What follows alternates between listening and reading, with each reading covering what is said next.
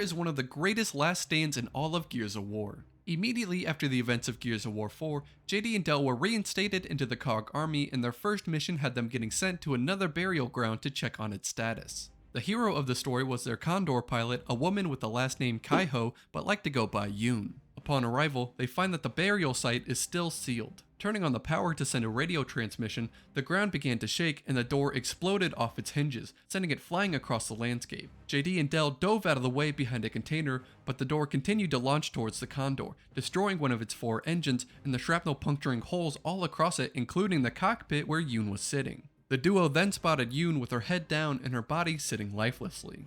The duo formed a plan to try to sneak into the nearby radio tower to send a long-range transmission back to New Ephyra.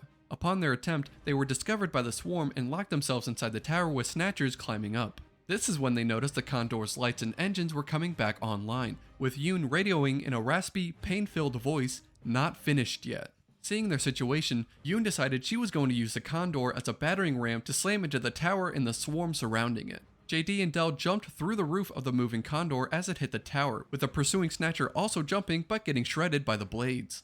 Yoon attempted to fly the Condor, but almost immediately after taking off the ground, she finally fell to her injuries and the Condor crashed almost 1,000 yards away from the tower. JD and Del rushed to the cockpit, but found she had been pinned the entire time to the seat by a large chunk of shrapnel in her torso. The two could not believe that she even survived the initial shrapnel barrage. The two grabbed Yoon's cog tags, thanked her for her sacrifice, and fled the crash site to escape the still pursuing swarm. Thanks, JD, for coming here. Of course.